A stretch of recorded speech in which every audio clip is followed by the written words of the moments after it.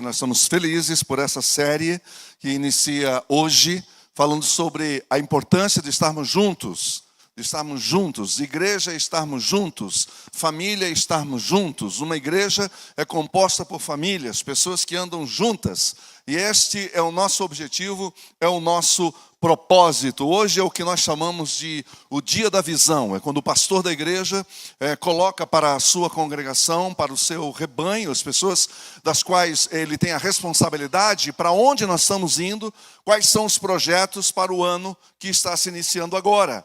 Então eu estou muito feliz porque você está aqui. É um dia onde a gente agradece ao Senhor por tudo aquilo que Ele já fez, tudo aquilo que Ele tem feito por nós, a nossa história, tempo de olhar para frente e estar aberto ao que Jesus quer fazer. Nós olhamos para trás, agradecemos, e olhando para frente, dizendo: Senhor, para onde nós vamos caminhar? É um tempo então de gratidão e um tempo de sonhar.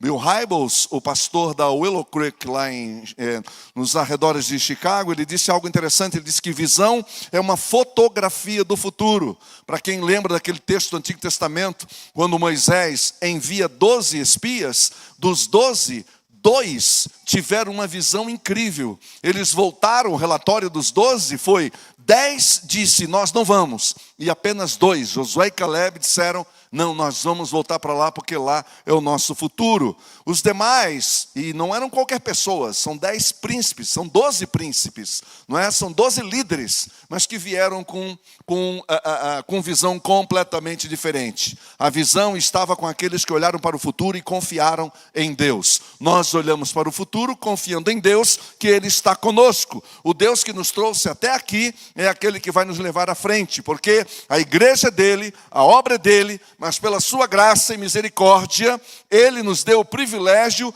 e a responsabilidade de participar da sua missão. Amém? Deu esse privilégio para mim e para você de participar da sua missão. Gente, na boa, vamos falar abertamente aqui. Deus não precisava de nós. Nós somos os improváveis. Deus não precisava de nós, mas Ele escolheu nos usar. É por isso que a gente diz que a igreja não tem uma missão, mas Deus tem uma missão, e Ele plantou a igreja para cumprir a missão que é dele. Ele não precisa de nós. Ouça isso, Ele escolheu, Ele decidiu nos usar para a sua glória. É Deus, Ele podia fazer o que Ele quisesse, usar quem Ele quisesse, mas Ele escolheu pessoas limitadas como eu e você para compartilhar o Evangelho com aqueles que ainda não o conhecem. Não é para ensinar nada, é só para passar para frente o que Jesus fez na vida dessas pessoas. Então, nessa manhã, para a nossa edificação, nós vamos dividir em 2 momentos. Primeiro, um tempo de edificação, de meditação na palavra, e depois eu passo então a mostrar a vocês quais são os caminhos que nós vamos tomar este ano com a graça de Deus e com a misericórdia de Deus. O texto que nós escolhemos foi um texto escrito por Lucas, e é o livro de Atos dos Apóstolos, nos versículos 42 a 47 do capítulo 2. Atos dos Apóstolos, capítulo 2, versículo 42 até o 47. Na Nova Versão Internacional é o que eu vou ler. E eu queria que vocês acompanhassem.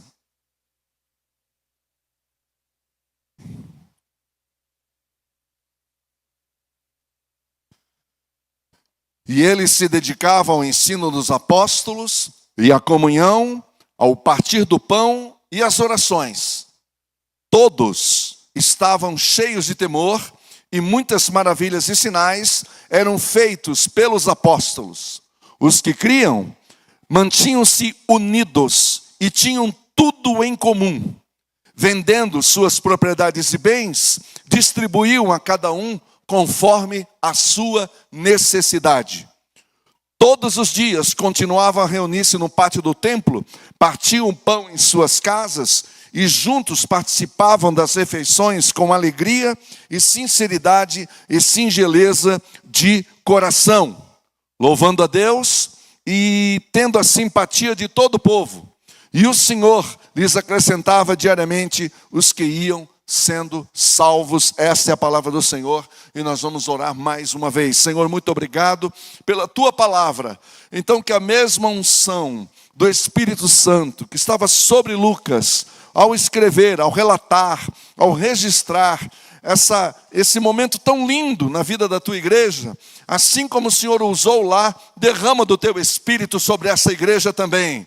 A igreja de Jesus não caminha sem o Espírito Santo, sem a presença do Espírito Santo, sem o poder do Espírito Santo. Por isso fala conosco nessa manhã e levanta aqui uma igreja forte para a tua glória, uma igreja que glorifique o nome de Jesus, uma igreja que abençoe as pessoas, uma igreja que dê testemunho do Evangelho nessa cidade que nós tanto amamos. Em nome de Jesus é a nossa oração. Amém. É muito interessante porque quando nós lemos o livro de Atos dos Apóstolos, que é o livro histórico do Novo Testamento, você vê esse apóstolo Lucas narrando para um amigo dele, um amigo pessoal dele, o que ele está vendo, o que está acontecendo. E isso tem uma explicação. Lucas, em primeiro lugar, ele escreve para Teófilo, falando sobre tudo o que Jesus ensinou e tudo o que Jesus fez. Esse, no primeiro momento, se a gente pudesse dizer assim, que foi o seu primeiro livro, que é o Evangelho de Lucas. Mas depois, então, isso continua. Porque Jesus, então, ele enfrenta o seu sofrimento, ele enfrenta a morte, ele enfrenta o túmulo, ele é ressuscitado, e depois de ressuscitado vem a pergunta, o que aconteceu com seus discípulos? Então Lucas continua, é isso que está acontecendo. E o mais interessante é que quando você chega ao capítulo 28 do livro de Atos, você vai perceber que é como se tivesse reticências, ou seja, a história da igreja continua. A história da igreja continua. Nós somos esta igreja que nasceu lá atrás, lá em Jerusalém, que foi semente do Espírito Santo de Deus. Foi o Espírito Santo que plantou a igreja. A igreja é fruto do Espírito Santo. A igreja é fruto do Espírito de Jesus. Amém, meus irmãos? O Espírito de Jesus que invadiu aquele salão, aquele cenáculo, é o contexto imediato do nosso texto que nós lemos. Todo texto que você vai ler, você tem que ler o contexto imediato anterior e posterior para que haja sentido do que você está lendo. Isso faz parte da interpretação bíblica. Qualquer interpretação bíblica que não observar, que não ponderar, que não considerar com respeito o seu contexto, vai falar algo que não tem nada, que não tem a ver com o sentido de quem escreveu. Então, quando você abre o capítulo 2, você vê que aqui está relatando a descida do Espírito Santo, e foi algo maravilhoso, e pegou todo mundo de surpresa, e Jerusalém estava lotado de gente, estava lotado de pessoas, que era a festa do Pentecostes. Foi incrível o que aconteceu aqui, mas muitas pessoas disseram, essa turma está bêbada. Aí levanta-se Pedro, surpreendentemente, um improvável, uma pessoa comum, um pescador comum, levanta-se cheio do Espírito Santo e diz, não, vocês estão equivocados. Essa turma não está bêbada como vocês estão pensando, porque são 9 horas da manhã. Eu vou dizer para vocês o que está acontecendo aqui. Aí vem aquele sermão maravilhoso de Pedro que vale a pena ler. Vale a pena estudar, vale a pena meditar, pensar em cada palavra. E você olha para esse texto e você fica pensando em Pedro, fala, meu Deus, esse é um outro homem, é outro Pedro. Não era aquele outro, não era o Pedro de dias atrás. Ele mudou completamente. O que aconteceu com ele? O Espírito Santo de Deus. O Espírito Santo de Deus transforma caráter. O Espírito Santo de Deus muda pessoas. Alguém me perguntou, você acredita mesmo que uma pessoa pode mudar? Eu falei, lógico que eu acredito. É claro que eu acredito. O que eu não creio é no adágio popular que diz que pau que nasce torto morre torto. Isso é o que a cultura diz. Mas o Evangelho está acima de toda e qualquer cultura. Amém, meus irmãos? O Evangelho de Jesus está acima de toda e qualquer cultura, em qualquer tempo, em qualquer época. Ele transforma o ser humano. Pedro é a prova disso. Cheio do Espírito Santo, prega um sermão incrível, ao ponto de acontecer algo extraordinário, que é o final do seu sermão, a reação do auditório, a reação das pessoas que estavam ouvindo aquele homem, cheio do poder de Deus, foi, irmãos, o que nós vamos fazer agora? Diante de tudo isso, o que vamos fazer? Aí Pedro aplica o Evangelho a eles, e diz, vocês têm que se arrepender, confessar os seus pecados, virem para Jesus. Foi o que aquele povo fez. 3.000 pessoas. Eu fico imaginando como que é falar para um auditório imenso, sem microfone. É só o Espírito Santo que faz isso mesmo. E 3.000 pessoas se converteram naquele dia. E ali nasceu a igreja de Jesus. A igreja de Jesus não nasceu em 310. A igreja de Jesus não nasceu em Roma. A igreja de Jesus nasceu em Jerusalém no dia de Pentecostes. Essa verdade tem que ficar clara. Que nasceu em 300, no ano 300, foi a religião, foi o cristianismo. O cristianismo nasceu com Constantino, o evangelho. A igreja de Jesus, a primeira igreja de Jesus, nasceu com os apóstolos naquele cenáculo, com mais pessoas, 120 pessoas, e dali passou para 3.000. Aí Lucas vem e relata como que era o cotidiano de uma igreja cheia do Espírito, como que essa igreja vivia. Veja que o texto nos fala, eles perseveravam na doutrina dos apóstolos, não tinha outro conteúdo, não tinha outra teologia. E o mais incrível é que nós não vemos, de maneira nenhuma, de forma alguma, em nenhum momento, na fala de Pedro, no discurso de Pedro, ou no sermão de Pedro, alguma orientação, alguma instrução para o que aquela comunidade deveria fazer ou não. Ele não começou com uma série de instruções, ele só pregou o evangelho. O resto foi tudo obra de Deus. Sabe por quê? Porque a palavra fala por si mesmo. É por isso que eu insisto com vocês aqui, leiam a palavra, comam a palavra, bebam a palavra.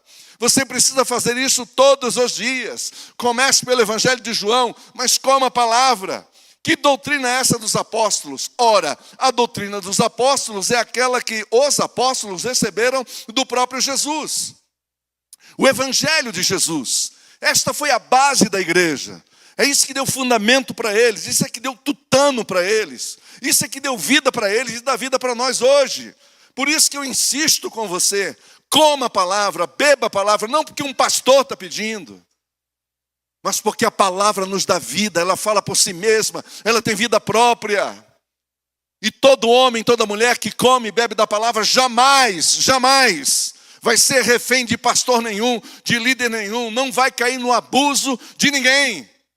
Porque o Espírito Santo vai falar com você. Amém? Um dia alguém aqui me falou, Antônio, se o povo botar em prática o que você está falando, esse povo não vai precisar nunca de você. Eu falo, exactly. Esse é o ponto. Esse é o ponto. Não é dependendo de um pastor, de um endereço, de uma agenda. É depender direto da fonte. Jesus é a palavra, Ele é o evangelho. É dele que nós precisamos. Segundo lugar, eles se dedicavam à comunhão. Pedro não disse, a partir de agora, vocês vão ter que fazer isso, isso, isso. Não tem ninguém agendando uma igreja cheia do Espírito. Não tem como. Ninguém agenda uma igreja cheia do Espírito, não precisa.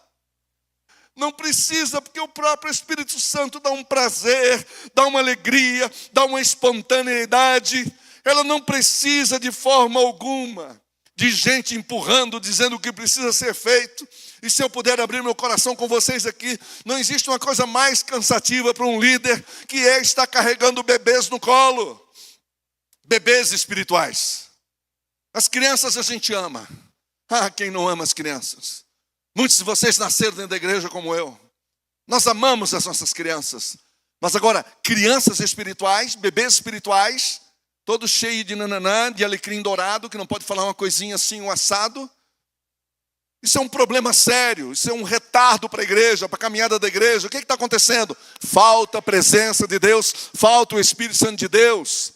Por que eu tenho medo de ter comunhão? Porque eu sou imaturo, lidando com pessoas imaturas. Aí a gente tem medo de comunhão, porque comunhão é comunhão.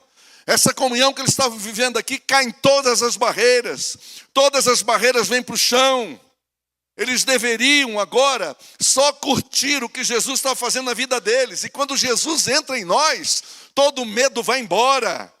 Todo medo vai embora. Eu estou falando isso com muito respeito, até com cuidado. Porque eu sei que quem está aqui ou em casa já passou pela experiência de ter passado por uma determinada comunidade onde se machucou, onde se feriu, com gente de Deus, com gente dentro da casa de Deus, às vezes até de líderes. Você entendeu? Aí você pergunta, mas como que eu vou confiar? Eu sei que é difícil. Eu também não confiaria. Mas eu confiaria em Deus. Eu confiaria em Jesus. Entendeu? Que tem a sua igreja, Ele tem os seus. Sabe uma coisa que ainda nós não entendemos aqui na igreja brasileira? É que nós somos minoria nesse país. Não é o IBGE que determina o tamanho da igreja de Jesus. Quem determina o tamanho de Jesus é o próprio, da igreja de Jesus é o próprio Jesus. Nós somos minoria, sempre fomos. É um grupo pequeno, não se encante. Não se encante. Gente que leva ali, no tutano, seriamente, que está comprometido, que quer viver a vida de Jesus, é uma minoria. E esse povo sabe que não pode viver sem comunhão. A gente descobre que não pode viver sem um ou outro. Em terceiro lugar, eles se dedicavam também ao partir do pão. E como se refere duas vezes ao partir do pão, eu creio aqui que esse partir do pão era distribuir cesta básica, sim. Quando eu cheguei aqui mais cedo, tinha uma senhora ali, ela falou, olha, ontem à noite eu não vim no encontro da noite, porque eu fui fazer uma distribuição de roupas lá em Bela Vista do Paraíso. Eu falei, olha, que legal, nós temos um grupo pequeno funcionando lá. A gente precisa conversar depois, eu falei para eles, depois para ela. Depois a gente precisa conversar sobre o assunto. Daí ela me disse, o que ela me disse, pastor Ruberval? Ela disse, olha, eu gosto disso, distribuir comida e tal. Eu falei, ela já está na minha mira. Essa já está na nossa mira aqui. Vamos colocar lá na Hope, vai trabalhar com a gente, etc, etc. Olha que coisa interessante. Essa igreja cheia do Espírito Santo repartia. Ela não guardava para si. Dá para entender isso? Ela repartia, ela compartilhava. É isso que acontece na mesa, comida para todos. Na mesa, comida para todos. E eu quero dizer uma coisa para você. Jerusalém, como não era uma potência comercial, acho que você conhece um pouquinho da história. Jerusalém não é a cidade que a gente poderia dizer uma potência comercial. Não era, não era. Porém, tinha, claro, todo o mercado funcionando, as coisas funcionando, mas tinha muita gente pobre, muito escravo. E os primeiros a serem impactados pela mensagem de Jesus foram os pobres. Foram os pobres, porque os religiosos davam as costas para os pobres. Não olhavam para os pobres, não consideravam, não respeitavam e muito menos cuidavam. Aí vem a igreja de Jesus e cuida de pobre e dá comida para pobre. Coisa impressionante. E aí o que acontece? Que essa população tem um impacto, porque essa igreja começa a distribuir comida. Começa a distribuir comida. E não é alimentando do ponto de vista, como é que a gente sempre fala, aquele ponto de vista assistencialista, não. Cuidava, ia lá, vendo como é que estava, levava Jesus, mas também levava o pão. Levava Cristo, mas também levava o pão. O Espírito Santo habitava lá, mas também levava o pão, pão de verdade. Quarto lugar, eles se dedicavam à oração.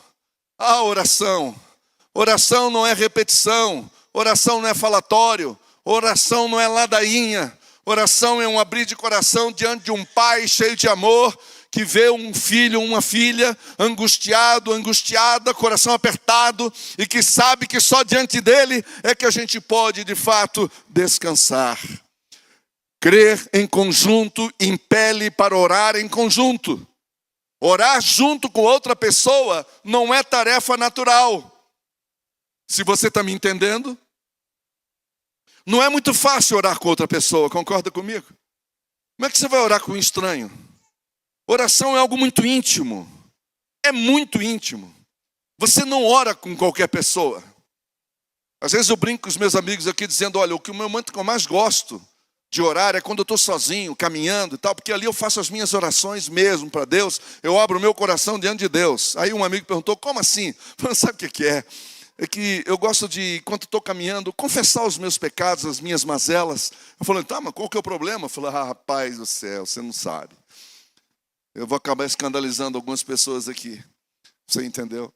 Que eu começo a conversar com Deus sobre as minhas dúvidas. Alguém tem dúvida aqui? Sobre os problemas, algumas perguntas que eu tenho para fazer. Alguém tem perguntas para fazer aqui?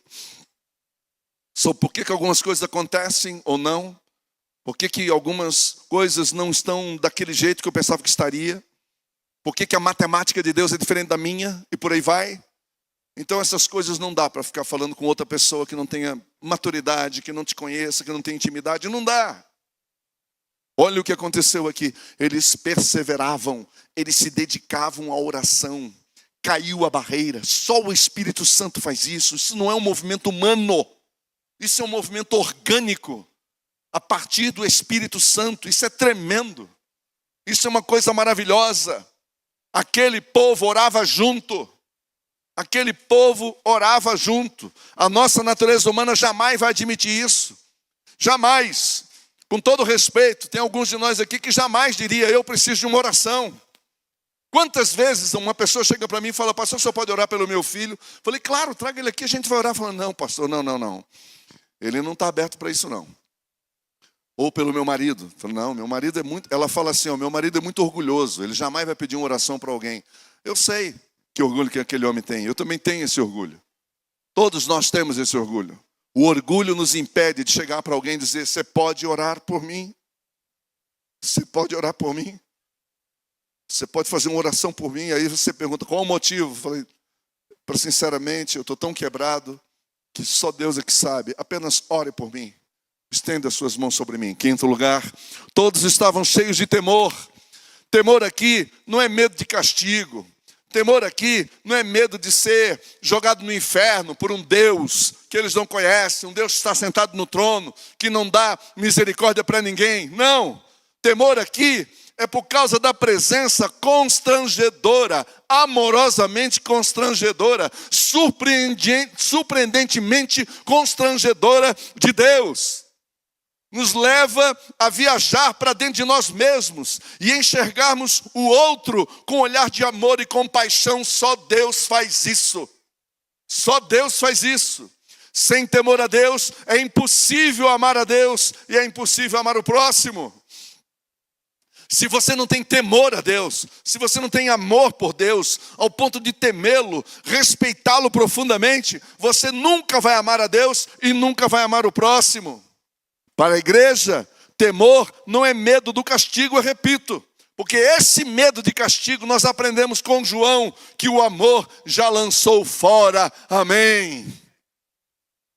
Temor aqui é a consciência da presença de um Deus eterno, santo, cheio de amor, habitando entre nós e dentro de nós. A presença de Jesus foi tão forte, tão impactante, que eu acredito que aqueles homens, especialmente do STF da religião, do Sinédrio, quando viram aquilo, devem ter pensado, meu Deus, nós pensamos que se acabando com a cabeça, tudo ia por terra, mas parece que nós criamos um problema maior. Agora eles se multiplicaram, sim, se multiplicaram, porque agora Jesus não depende mais do seu corpo físico para ir para lá ou para cá, ele habita no coração de todo homem, toda mulher de Deus. Isso é tremendo, isso é maravilhoso. Foi o que Pedro não entendeu e Jesus está explicando para ele, falou, Pedro, aquieta, calma, descansa, meu filho. Você está querendo me prender aqui, mas você não sabe o que vai acontecer depois.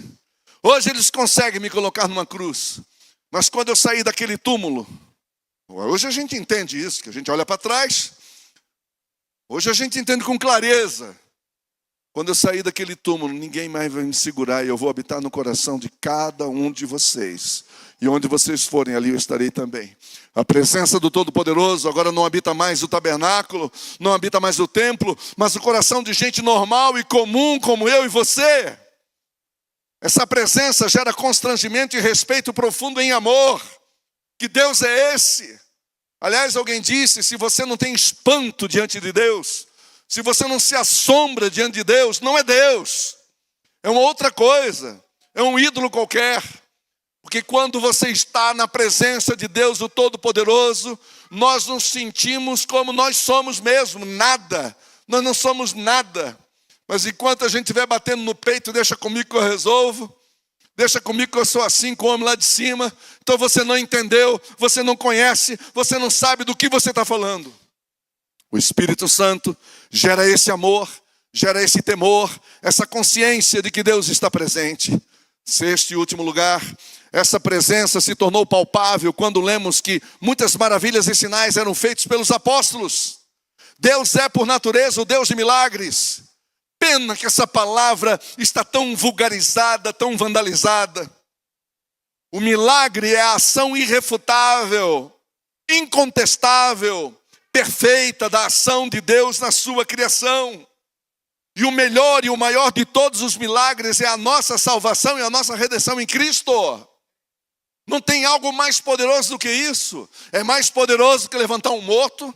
É mais poderoso que ressuscitar um morto. É mais poderoso do que levantar um aleijado. É mais poderoso que qualquer outra cura, que nós chamamos de extraordinário, porque de fato é. No entanto, o maior milagre é a salvação. É transformar uma pessoa como você num filho de Deus. Uma mulher como você numa filha de Deus. Que cá entre nós não presta. Conosco é só milagre. Só Jesus para mudar a sua vida. Só Jesus para mudar a minha vida. Não há um homem sequer, como diz Paulo. Falando de gênero, é lógico. Gênero humano. Ele estava dizendo, não há um humano que seja perfeito.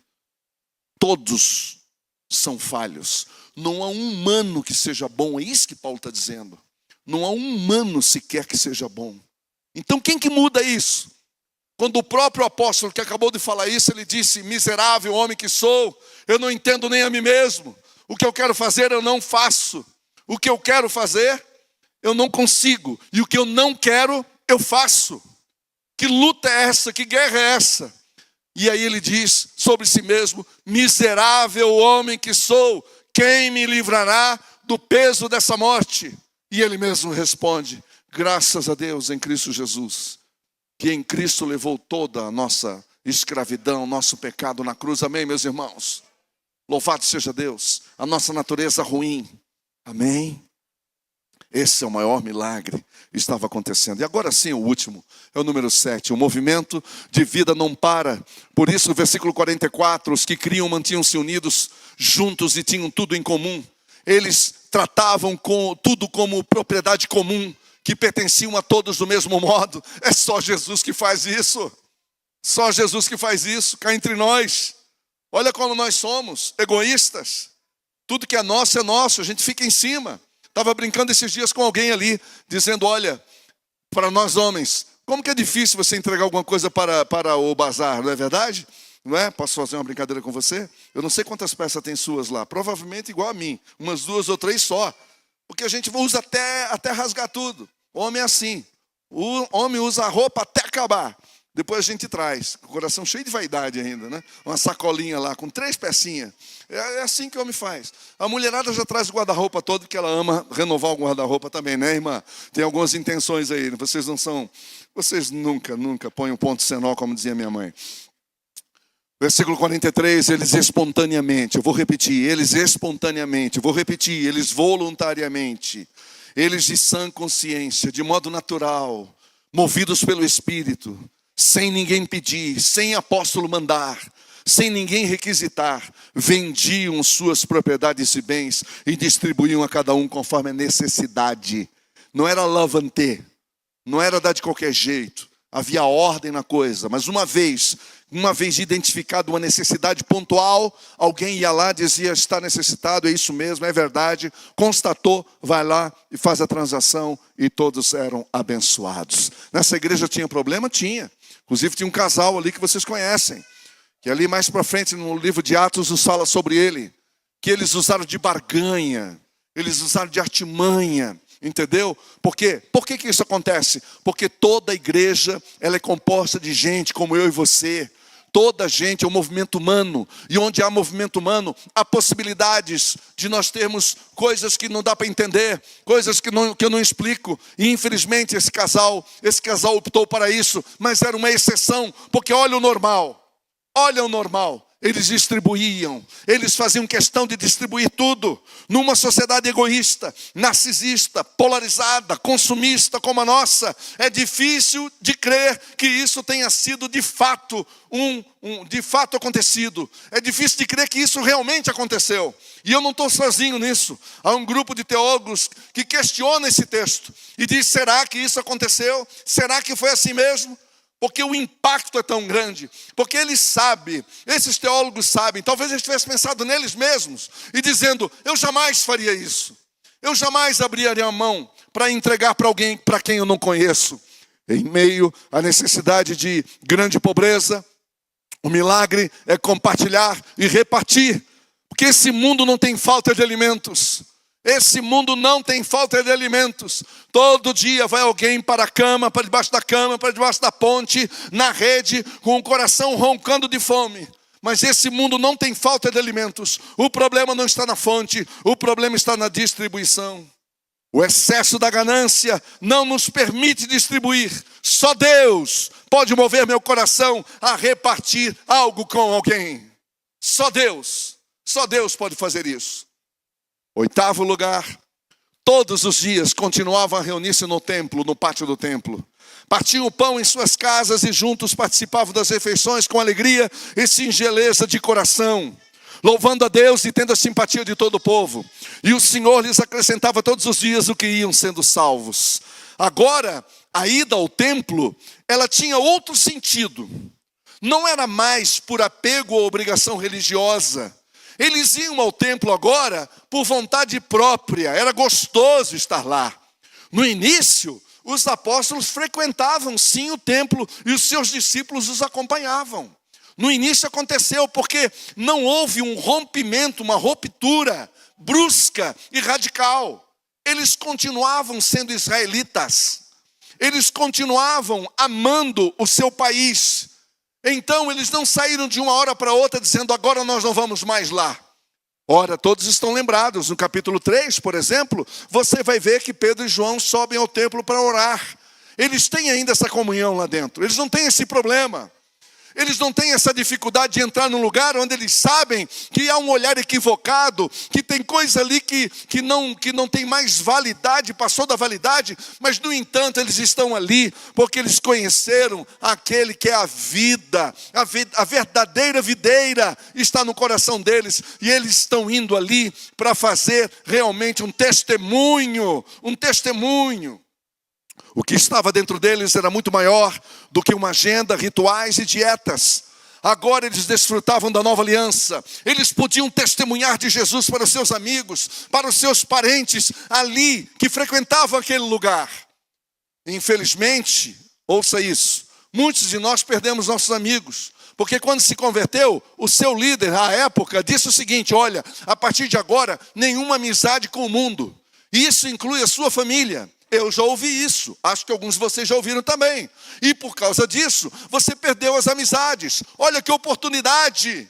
Ainda que aquele templo tenha perdido a função, e eu não estou aqui defendendo nada, só estou apenas dizendo que não há um lugar na face da terra e nem no inferno onde o evangelho não pode buscar o perdido. E Deus vai usar você para isso. Foi tremendo o que aconteceu. Eles comiam o pão de casa em casa, e aqui significa a ceia do Senhor. Essa sim, eles estavam cumprindo o mandamento que Jesus os mandou. Eles comiam pão de casa em casa, o poder da comunhão da mesa, mas eles não tinham problema de ir no templo também. Era lá, era aqui, era uma igreja em movimento. E isso trazia proximidade, gerava comunhão. Isso traz cuidado e crescimento espiritual na palavra. A igreja nas casas, tudo era feito com alegria, com regozijo e singeleza de coração. De modo orgânico, simples e espontâneo, eles cuidavam uns dos outros com amor. E esse testemunho passou pelas paredes e ganhou as ruas e atraiu pessoas para a igreja de Jesus. E tudo começou com o derramar do Espírito Santo na igreja. Eu concluo dizendo o seguinte, olhando para essa igreja, nós somos desafiados a nos unir como uma família, a receber tudo que Jesus quer nos dar, termos vitória sobre o pecado e sermos capacitados para cumprir a missão que Jesus entregou para a sua igreja, que somos nós. E só poderemos fazer isso se nós estivermos, de fato, todos juntos. É só juntos que a gente consegue. De outra maneira, nós não vamos conseguir. Juntos, conscientes, dependendo do Espírito Santo. E agora eu quero compartilhar o caminho para onde nós estamos caminhando. E quero dizer que, por isso que a gente está chamando que hoje é o dia da visão, é o Vision Day, por causa exatamente disso. E eu vou mostrar agora para vocês qual é a nossa caminhada. Primeira coisa que quero dizer para vocês.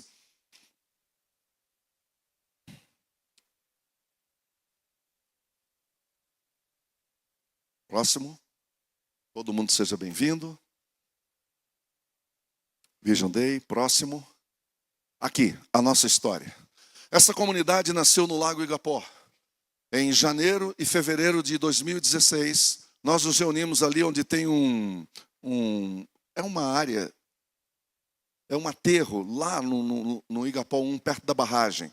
Como era meses de fevereiro e janeiro, muita chuva. Aguentamos só algumas semanas. Dali nós fomos para a rua Pegoraro, Silvia Pegoraro, perto do Hospital do Câncer. E ali no Hospital do Câncer, nós alugamos uma casa.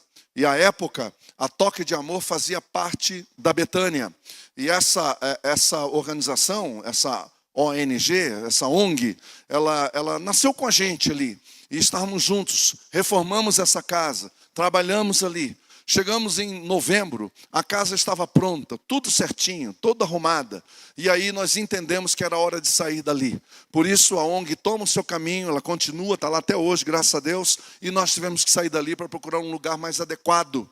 Porque até a própria prefeitura já estava avaliando se era possível ou não ter uma igreja evangélica junto com uma ONG que tratava de pessoas com problemas de câncer, etc. Se não ia misturar as áreas. Aí a gente falou, não tem problema, nós vamos encontrar um lugar. Naquele domingo, nós estávamos em 15 pessoas.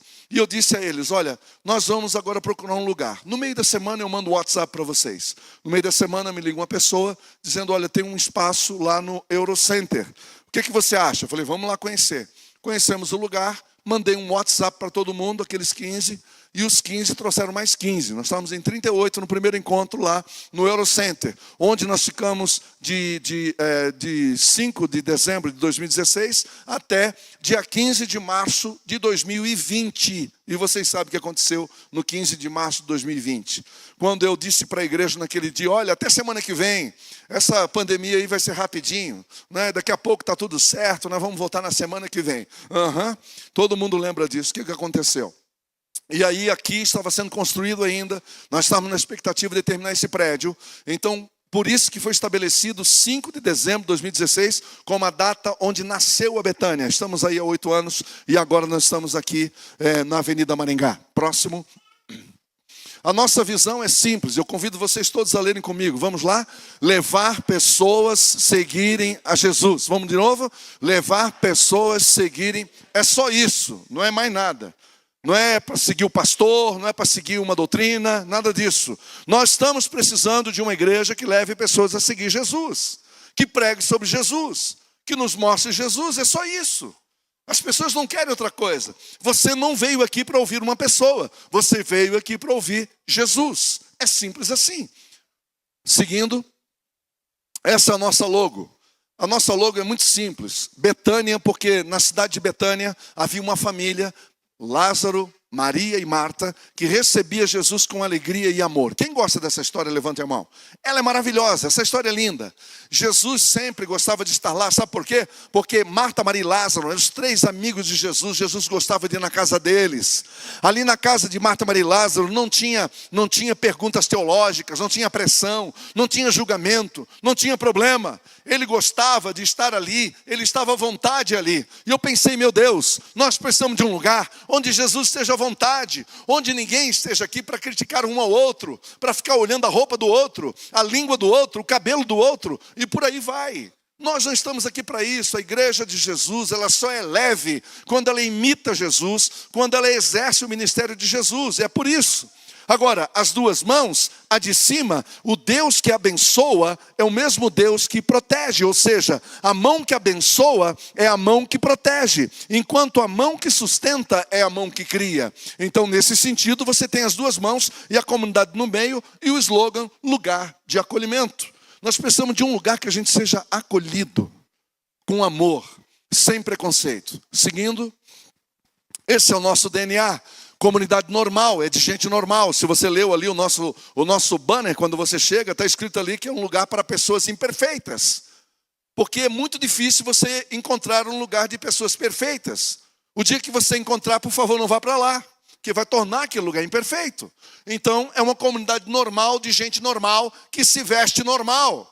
Eu gosto de usar terno e gravata, eu brinco até com vocês. O dia que vocês me verem aqui de terno e gravata, ou eu estou indo para o funeral, ou para um casamento, é um dos dois. Se do contrário, a gente está usando as roupas. E eu aproveito para dizer, tem gente me perguntando, pode vir com a camisa do São Paulo? Não adianta dizer para vocês que não pode, vocês vêm mesmo. Eu sabia que você ia dar risadinha, estava esperando a sua risadinha. Tem gente que vem com a camisa do Fluminense, gente. Levanta a mão aí, irmão. Camisa do Fluminense. Né? Tem uns flamenguistas aí, etc. Pode vir de bermuda, não tem problema. Só não pode vir sem roupa para cá. Vamos falar um português rasgado? As irmãs, modo decente, e os homens também. A decência é dos dois lados. Mas não existe roupa feita, ou seja, roupa de ver Deus. Não existe isso.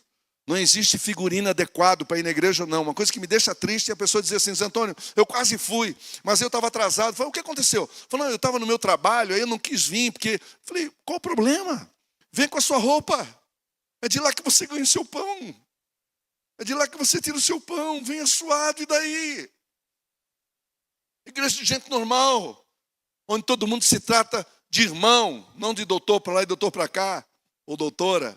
Não, somos irmãos, somos normais, centrada em Jesus. O nosso centro tem que ser Jesus. O dia que sair do centro Jesus, acabou a igreja. Não tem sentido. Focado em pessoas, sim. Que você é importante para nós, e não um prédio. Eu sei que alguns de vocês chamam isso aqui de igreja, mas isso aqui não é uma igreja, isso aqui é um auditório. A igreja se reúne nesse auditório. É diferente, entende a diferença? A igreja se reúne no auditório. Aliás, Adriano, uma das coisas que a gente quer muito é alugar isso aqui. Existe mercado em Londrina para a gente alugar uma vez ou outra para alguma instituição interessante, entendeu? É uma pesquisa, é uma palestra, por que não? Levanta recursos, ajuda a gente a pagar aquele aluguel caríssimo que a gente paga aqui. Entendeu? Então é a utilidade do espaço. Eu acho até um pecado um espaço desse tamanho aqui fechado durante toda a semana. Então, se você é empresário, que precisa de um lugar para fazer uma reunião com seus diretores, aqui é um ótimo lugar. Isso aqui é apenas um auditório. Por quê? Porque o nosso foco está em pessoas, não é no prédio. Ela é terapêutica, sim. Terapêutica no sentido de nunca vamos jogar ninguém para fora. Só se você não quiser tratamento. Só se você não quiser discipulado, só se você não quiser passar pelo tratamento de autoconhecimento, de se humilhar, de passar pela cruz, aí você pode ir, mas é você que está indo.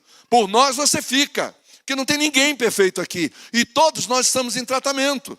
Nós estamos implantando esse ano um programa chamado Celebrando a Restauração, onde eu e mais um grupo de pessoas estamos nos conhecendo cada vez mais. E eu descobrindo as minhas mazelas. Por exemplo, procrastinação. Por exemplo, como é que se chama aquela compulsão alimentar. Você entendeu? Então são lutas, são coisas que eu estou lutando. É por isso que é terapêutica. O lugar de cura na igreja. Missional por quê? Porque missional, a ideia de missionário é aquela que a gente envia alguém para fora. Sim, nós temos pessoas que nós estamos investindo na vida delas. Temos uma família em Guiné-Bissau, uma outra em Moçambique. Agora, com a graça de Deus, o pastor Júlio Lucarevski e a Juliana fazem parte do quadro de missionário da CEPAL. E essa igreja vai começar a investir na vida deles. Nós vamos ser parceiros deles. Nós vamos ser parceiro deles, entendeu? E aí o que acontece? Esses são os missionários focados para fora. Agora, quando eu falo missional é eu e você. Missionários aqui, ó, sem sair do nosso CEP. O Wilson lá no prédio dele, entendeu? O João lá no prédio dele, lá no seu trabalho, lá na sua empresa. Nós sermos missionários onde Deus nos colocou.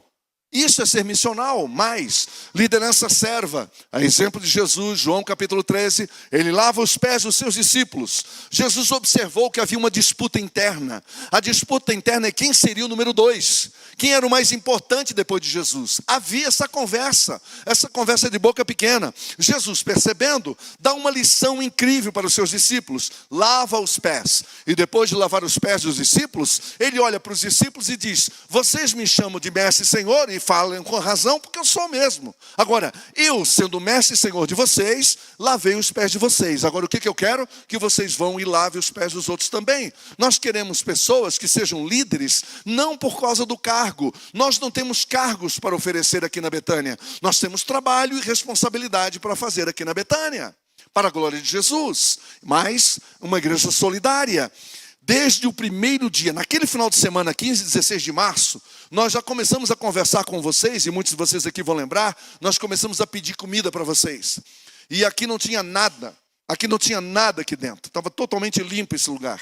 E nós enchemos de mesas aqui improvisadas e a comida começou a chegar. Gente da Betânia, gente fora da Betânia, trazendo comida. E começamos a distribuir. Veio gente dos 4 cantos dessa cidade. Macumbeiro, católico, pentecostal, crente, descrente, ateu. Todo mundo veio buscar comida. Sabe por quê? Porque essa igreja tem que ser uma igreja solidária. Não existe igreja de Jesus que não seja solidária. A igreja tem que distribuir comida. E até hoje nós fazemos isso com muita alegria. Eu lembro de amigos meus pastores que diziam: estamos felizes pela sua igreja, que é uma igreja pequena, entendeu? Que tem desafios financeiros, no entanto, vocês estão distribuindo comida. E foi o que aconteceu. E por último, uma igreja adoradora. Uma igreja adoradora. Deixar o Espírito Santo de Deus tocar aqui. As pessoas já me perguntaram: ô Zé Antônio, essa igreja é uma igreja pentecostal? Eu falei: não, neopentecostal muito menos, Deus me livre. Agora, o que ela é então? Tradicional? Não, também. O que ela é então? É uma igreja de Jesus. Só que nós queremos adorar a Deus, levantar as mãos, louvar ao Senhor. Se você quiser falar em língua, fale aí no seu canto, fale aí com você mesmo. Só cumpre a palavra e pronto, acabou. Nós queremos uma igreja avivada, cheia do Espírito Santo de Deus.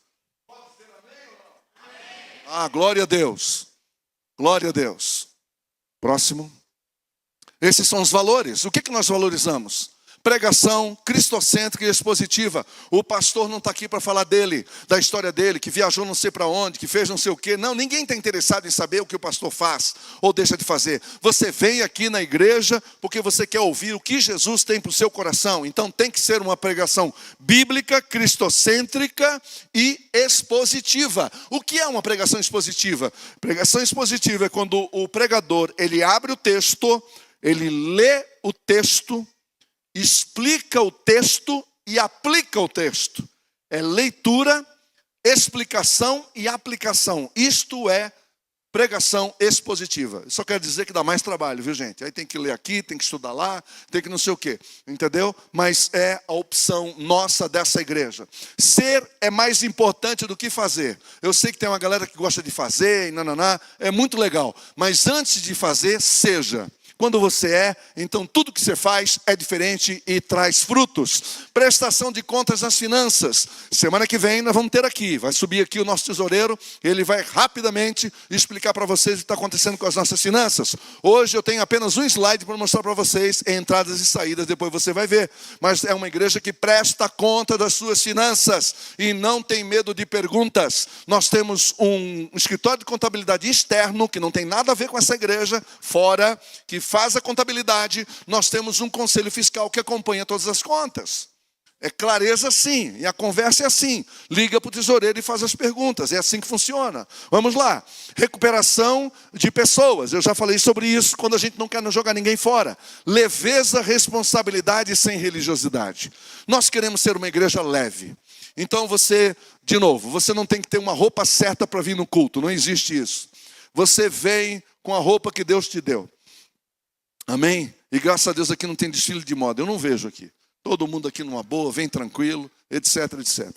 A gente se mistura tanto que ninguém sabe quem é quem aqui, né? Nesse sentido. É muito legal. Porque isso não importa de fato. Entendeu? É uma igreja leve. Agora, com responsabilidade. Aqui não é a casa da mãe Joana. Nós temos que pegar o boi na unha. A responsabilidade é muito grande. Quem está falando aqui é quem assina por vocês. A responsabilidade é grande do que a gente toma junto com a diretoria executiva. Uma igreja acolhedora, compromisso com Jesus, servir com amor e simplicidade, e uma igreja onde todos são importantes. Todos são importantes. Quer mais? Aqui está como nós funcionamos. Então, pela primeira vez, graças a Deus, nós vamos poder dividir de uma gestão administrativa a uma gestão ministerial. Passa o próximo, por favor, Patrícia.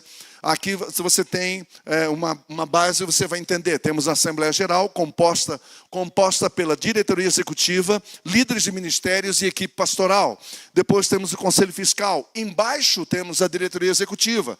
A diretoria executiva, eu sou o presidente, Paulo Bazani. Por favor, levanta, Paulinho. Paulo Bazani é o vice-presidente, Luiz Rocha, levanta, por favor, irmão. Luiz Rocha é o secretário e o nosso tesoureiro Marco O Marco Pessoa, que não pôde estar aqui. Muito bem, obrigado, irmãos. Esses são a nossa diretoria executiva. E aí nós temos a gestão administrativa e a gestão ministerial. Eu quero dizer para vocês que isso aqui é novo, está começando esse ano.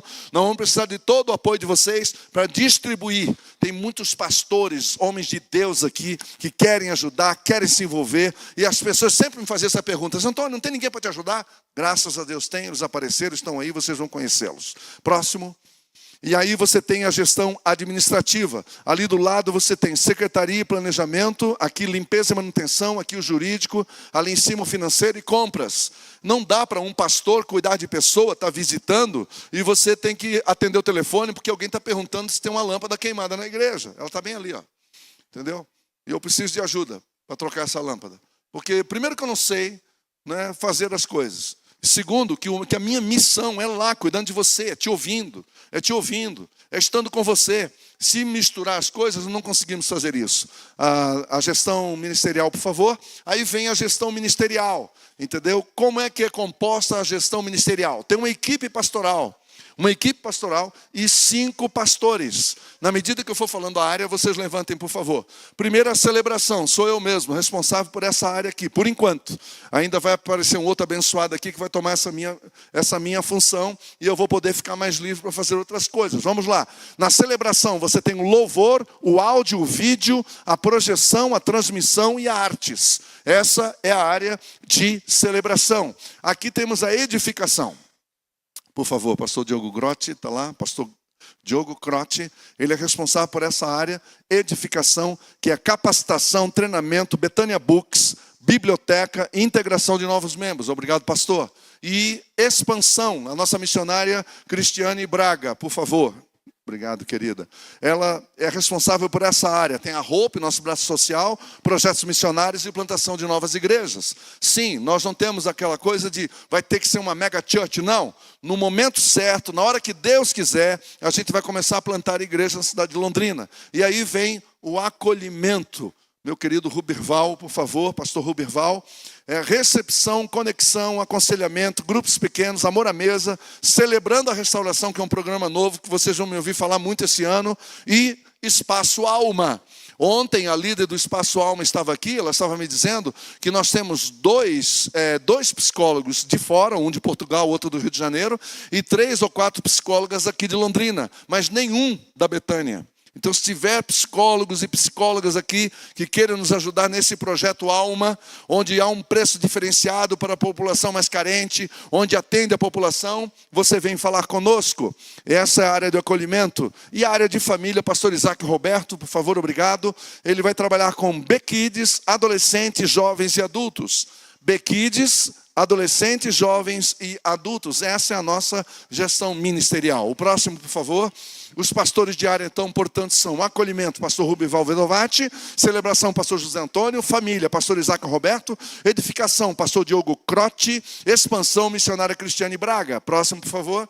Em 2025, nós vamos investir nessas 2 áreas importantes. Eu quero a sua atenção. Primeiro, novas gerações. BKids, adolescentes e jovens. Nós precisamos focar em novas gerações.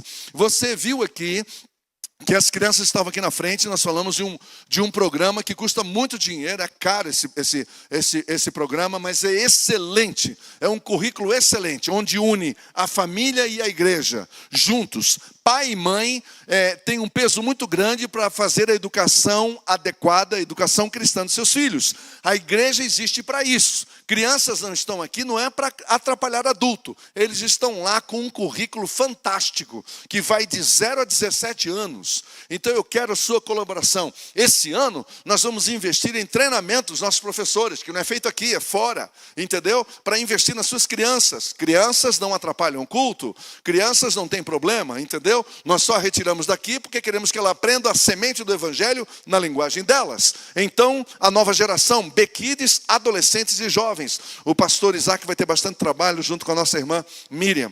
Aí vem os grupos pequenos, preste atenção, não é célula, eu não tenho nada contra a célula, tá? Mas aqui não é célula, não é aquela visão de célula. Já trabalhamos com isso, alguns de vocês sabem o que é, não tem nada a ver uma coisa com a outra.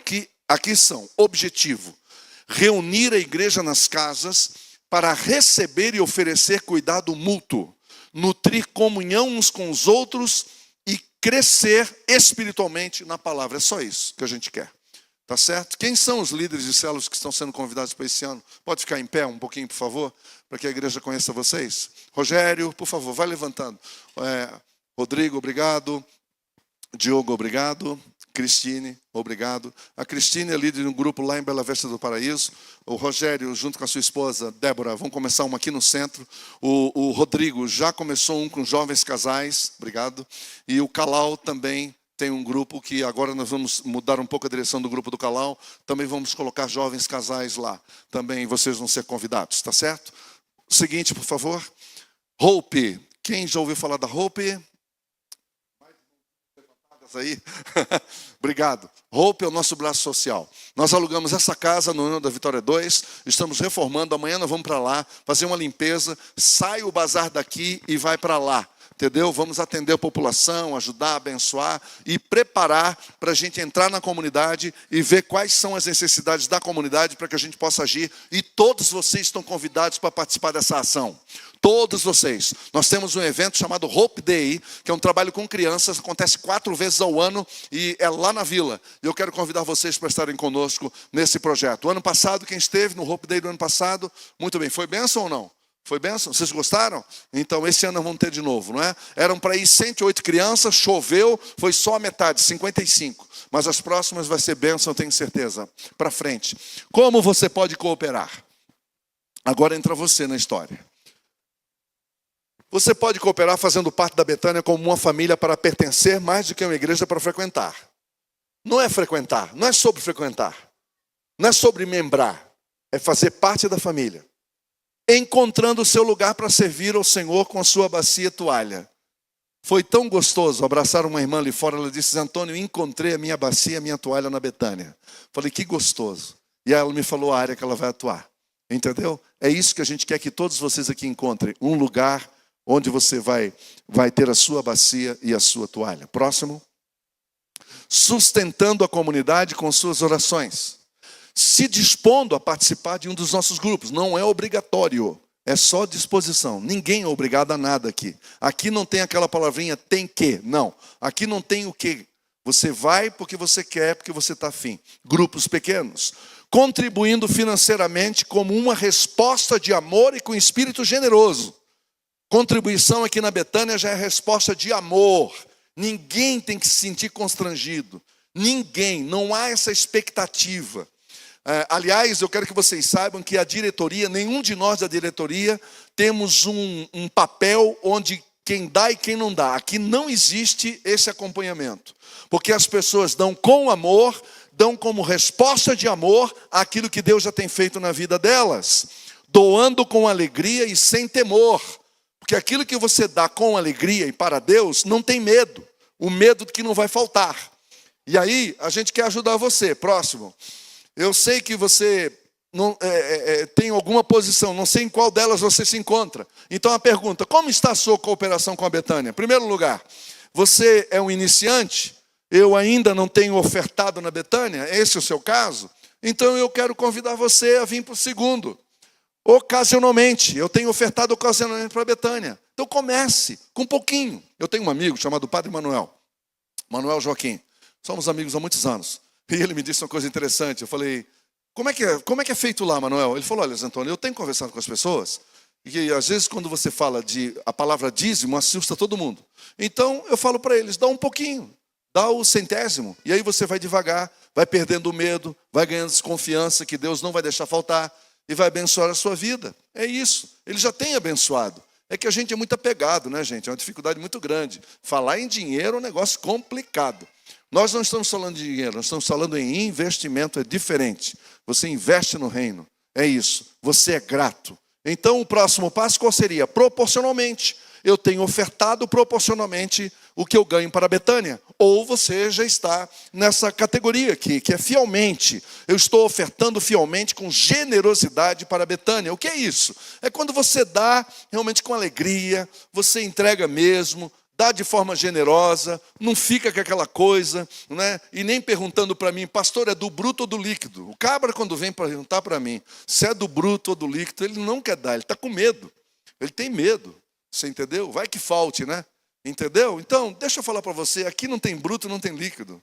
E alguém também me perguntou, e como é que fica a história do dízimo? A gente não ouve vocês falando de dízimo. Aliás, aqui, as pessoas até já disseram para mim, eu fui tomar café na casa de uma senhora, ela está aqui, agora me ouvindo, ela falou assim, pastor José Antônio, quando vocês falam de contribuição lá, vocês quase pedem desculpas para as pessoas.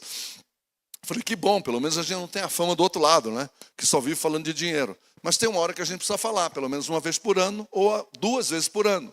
Tá certo? Que a gente fala sobre esse assunto. Então é falado aqui e acabou. Para você entender como é que funciona. Para nós, dízimo é o piso, não é o teto. É mais radical. Para aquelas pessoas que dizem assim, no Novo Testamento não tem dízimo. Claro que não tem, porque é piso. Já é o piso. Quando que você entendeu isso? Quando Jesus disse, olha, vocês viram aquela mulher, aquela senhorinha, ela deu 2 moedinhas de cobre, não foi? Então, ela deu da pobreza dela. Ela deu da pobreza. Sabe o que significa ofertar, ser generoso no Novo Testamento? Significa dar tudo. Eu sei, vocês não estão prontos para essa conversa ainda. Um dia a gente conversa. Vocês não estão prontos para ela ainda. Mas eu só quero dizer para vocês entenderem. Novo Testamento é uma nova leitura, é um novo mundo, é um novo patamar, é uma outra dimensão. Então, o dízimo é apenas o piso, entendeu? O teto é o limite entre você e Deus. Ninguém precisa saber. Ninguém vai ficar sabendo. E não espere um abraço mais fofo meu se você der 2 dízimos no mês. Não tem como. Aqui todo mundo é tratado igual. Todo mundo é todo mundo. Nós estamos todo mundo junto.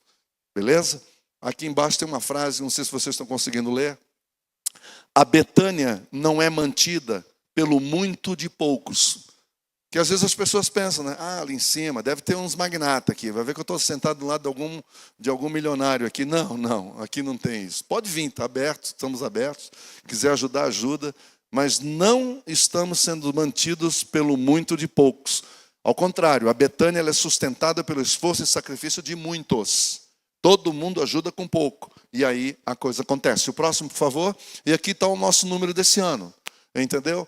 Na receitas e despesas, 774.561 foi o que entrou. O que saiu foi 732.893. De tudo isso, nós tivemos essa receita de 41.667. Na semana que vem, nós vamos entrar em detalhe. Aí não é comigo, é com o tesoureiro. É ele que vai falar com vocês e mostrar como é que foi feita essas despesas aqui. E como que está sendo feita essas entradas aqui. Entendeu? Aqui eu já posso adiantar uma coisa para vocês. Alguém aqui adivinha qual que é o nosso maior desafio financeiro? Onde que vai a nossa maior despesa? É o aluguel. São R$21.700.000. R$21.700 é o preço desse aluguel, com 3.700 o nosso condomínio. Isso não é pouca coisa. É mais de 50% do orçamento. Você entendeu? E essa semana, Adriano, levanta só um pouquinho, o Grego está aí? O Grego não veio. Adriano Durães, nosso querido irmão, tem uma experiência incrível imobiliária, há 30 anos trabalha no mercado, e essa semana ele vai subir aqui na reunião com os proprietários desse prédio, que esse é o ano de fazer renovação de contrato. E Deus tem usado o Adriano e o Grego para irem lá em nome da diretoria, em nosso nome, para falar com a família e fazer um contrato e tentar rever esse valor, ou agregar ali do lado, não sei como é que é, porque daí o Bequides iria para lá, mas não sei como é que seria, dentro de um valor possível, mas para isso nós precisamos do apoio de vocês. Entenderam? Aí nós precisamos do apoio de vocês, apoio financeiro mesmo. Venham ajudar a gente. Vocês ajudarem, nós estamos aqui para prestar contas, sabe? Não tenha medo não. E venha para cima. E dúvida, você vem tirar a dúvida. Não fica com dúvida. Estou aproveitando para falar hoje, porque a gente não fala durante os encontros, vocês sabem disso. Aí eu tenho que abrir o coração com vocês. Tá certo? Então, e vocês, olha o quanto que vocês têm abençoado. Olha aqui, ó. Tá? E a igreja não é banco. Não. Mas nós temos que pensar futuramente num lugar, num local, não sei. Não sei se nós vamos ficar o tempo todo aqui. Tá certo? Então, se crescer um pouquinho mais a Betânia, eu tenho que sair daqui. Você entendeu? Porque hoje está faltando sala, hoje. Por isso que a gente está pensando ali, que hoje está faltando. Não tem sala para criança, adolescente, jovem. Não posso fazer um bazar que eu tenho que fazer ali. Olha como é que ficou aquele negócio ali, gente. Não pode. Tem que ter uma área boa para isso, entendeu? E tudo mais. O nosso restaurante, que era o Solé lá em cima, pertencia a nós, né? Vocês sabem disso. Tudo aquilo lá pertencia a nós. Veio a pandemia, nós ficamos receosos e demos um passo atrás. Foi o que aconteceu. Porque a gente pensou, não sabemos o que vai acontecer com esse mundo. Então nós devolvemos a entrada lá em cima. Então a nossa cozinha ficou lá em cima, que era para terminar o encontro aqui, subir e todo mundo almoçar junto. Entendeu? Essa era a visão do lugar. Tá certo? Então nós precisamos desse lugar. Que essa igreja ela é movida à mesa. Sem mesa não dá. Ninguém conhece ninguém. Seguinte, por favor. Sendo uma inspiração e testemunho de Jesus, onde você estiver, orando por nós. Venha sonhar conosco e juntos vamos cooperar com a missão de Deus. Nossa gratidão à diretoria executiva. Muito obrigado, meus queridos irmãos. Obrigado aos líderes de ministérios. Obrigado a todos os que servem e contribuem com essa obra. Muito obrigado a vocês que ajudam, a vocês que mantêm essa obra. Muito obrigado. Que Deus abençoe vocês. Um aplauso para vocês mesmos. Para vocês mesmos. Muito obrigado. Para vocês mesmos. Muito obrigado.